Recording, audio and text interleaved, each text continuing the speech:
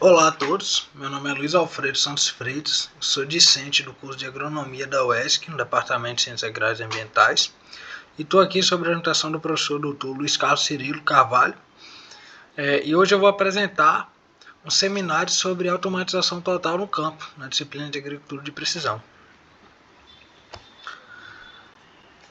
Dando início à introdução, a agricultura de precisão tem foco na eficiência e sustentabilidade.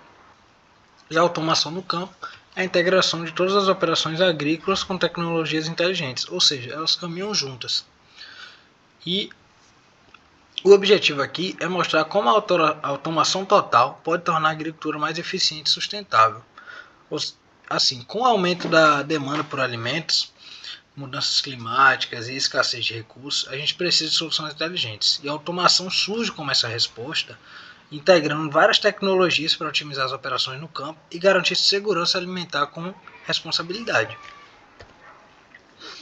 Falando um pouco sobre as tecnologias envolvidas, passar uma visão geral, para que a automação total funcione, várias tecnologias têm que ser aplicadas de forma integrada.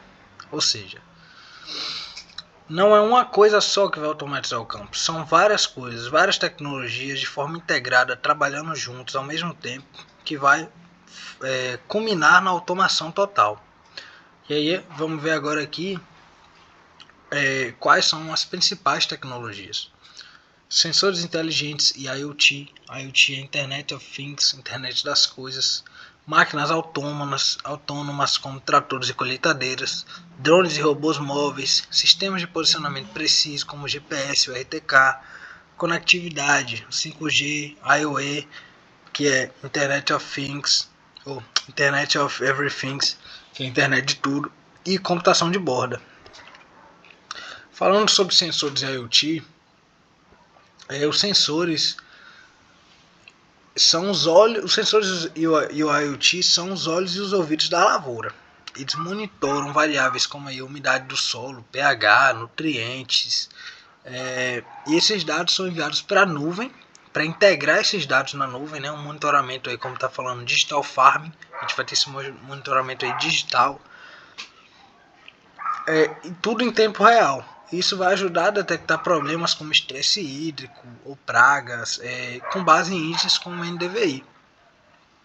E essa informação vai ser essencial para a tomada de decisão mais precisa e eficiente. Já no quesito das máquinas autônomas, temos como exemplo tratores e colheitadeiras automatizadas, pulverizadores inteligentes, mapeamento e navegação por GPS e operação 24/7 com menor intervenção humana. O que é essa operação 24/7? Operar 24 horas, 7 dias por semana com a menor intervenção do homem, ou seja, as máquinas vão poder trabalhar sozinhas, somente sendo monitoradas, né, pelos seres humanos. Já tem muitos tratores e colheitadeiras autônomas que usam GPS e sensores para operar com precisão sem precisar de um operador. Isso já é totalmente real hoje em dia. Já é muito real. Porém, ainda tem muitas questões e alguns desafios que tem que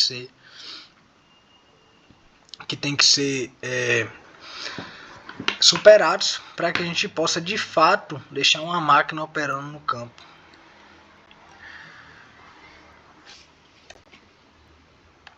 Partindo para drones e robôs móveis, os drones eles fazem um mapeamento aéreo da lavoura e aplicam insumos de forma localizada. Como é aquela imagem ali do cantinho na direita, é o drone pulverizando, né, a lavoura. Pode ser um defensivo, pode ser uma adubação, foliar, até plantar. O drone pode plantar, tem drone aí que faz plantio. E agora já os robôs móveis, eles atuam no solo, em tarefas como semeadura, também, né, colheita e até controle de plantas daninhas. Eles operam de forma autônoma e até em terrenos difíceis ou climas diversos. Esse robô da esquerda é um exemplo deles, esse que parece uma mesa. Lá em Luiz Eduardo, tive a oportunidade de visitar a Schmidt Agrícola e lá eles têm um robô desse que faz monitoramento de pragas e doenças. Ele faz o monitoramento e quando ele detecta pelos sensores ópticos uma praga ou uma doença, ele já faz a aplicação do defensivo ali mesmo. Isso aumenta muito a eficiência e a economia dos defensivos utilizados, porque ele vai aplicar somente nas plantas doentes. Bom, sistemas de posicionamento e navegação. A gente tem o GPS agrícola, né? E aí esses sistemas como o GPS e o RTK, eles vão garantir o posicionamento com alta precisão. E essa precisão vai ser essencial para o mapeamento simultâneo, né? O SLAM, ali, o mapeamento simultâneo para robôs. E para que esses robôs que estão recebendo esses dados, executem as tarefas com exatidão. Ele também vai permitir relacionar dados de solo e planta com a localização exata e otimizar ações futuras. Isso vai dar uma eficiência muito grande no manejo da fazenda, da empresa, enfim, e vai ter um impacto positivo e uma redução nas perdas. Aqui tem uma figura exemplificando uma correção através do RTK. Vou explicar um pouco o que acontece. A Terra ela tem um formato de geoide indefinido. É um geoide, né, com formato indefinido.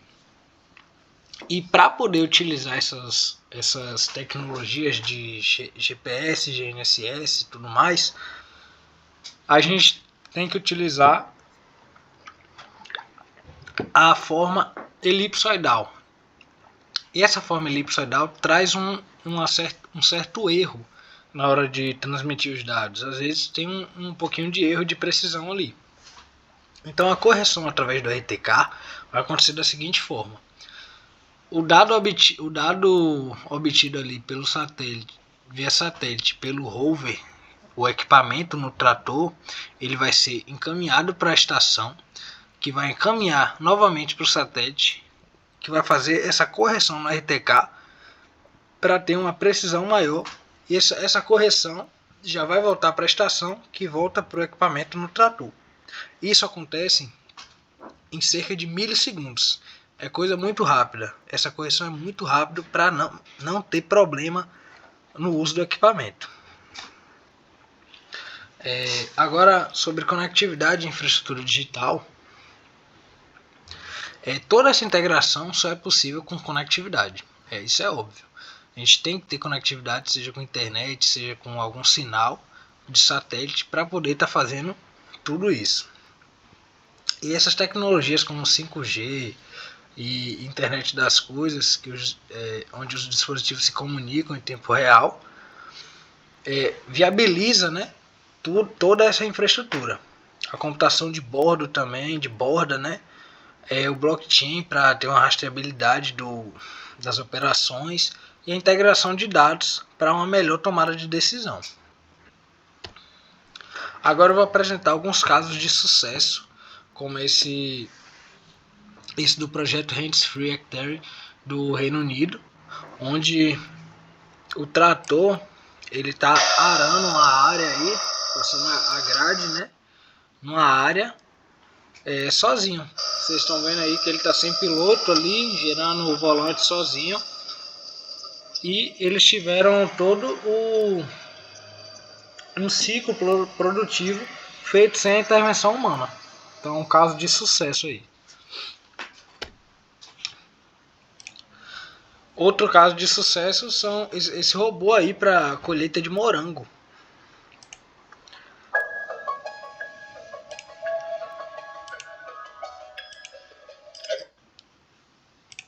Desculpa.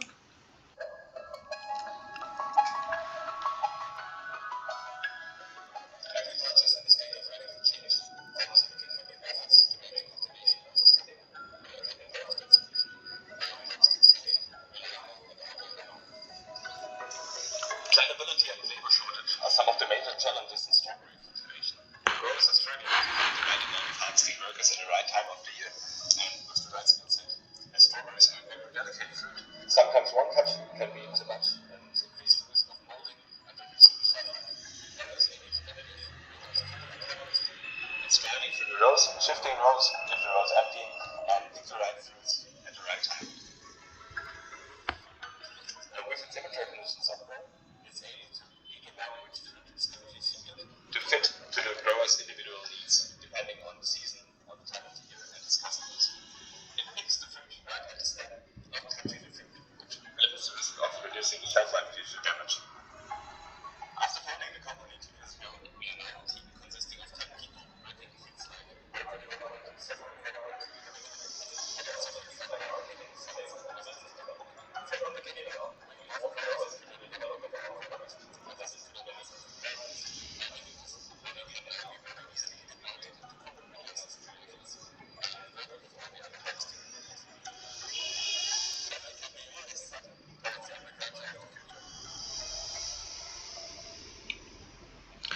Então, esse robô aí para colheita de morango, o relato dessa empresa é o seguinte: a maior dificuldade deles da colheita do morango é a mão de obra.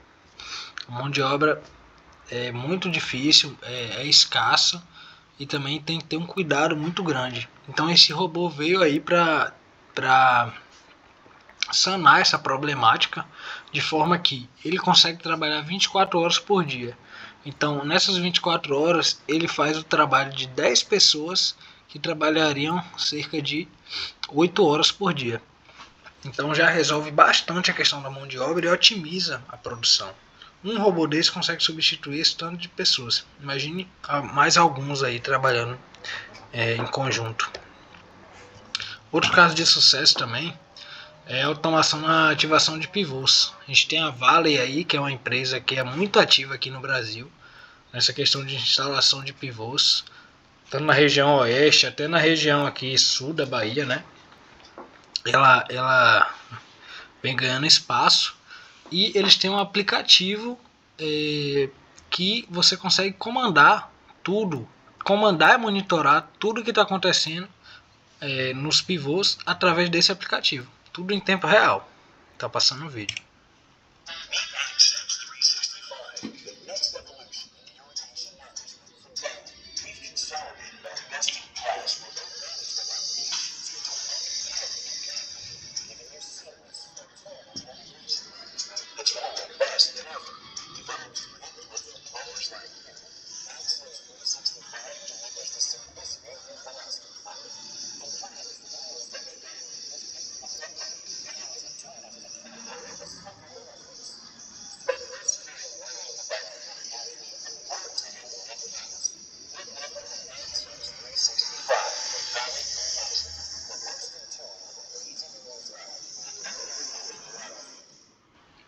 Muito legal aí esses pivôs da Vale. Até mesmo o cálculo de lâmina d'água ele consegue fazer. Bom, e partindo dando prosseguimento à apresentação, quais são os benefícios da automação total? Entre eles se destacam a sustentabilidade, né? A redução do uso de água e defensivos, como eu dei o exemplo daquele robô de aplicação de defensivos e monitoramento, a redução de custos com insumos e mão de obra, dei também exemplo desse mesmo robô e a questão da mão de obra lá no robô da colheita de morango, aumento na produtividade, porque você vai ter uma maior eficiência, vai gastar menos tempo para fazer as coisas, vai ter um menor erro humano ali, e isso vai aumentar a produtividade. E operações contínuas e mais seguras, a questão da operação 24/7, 24 horas, 7 dias por semana, não para de trabalhar.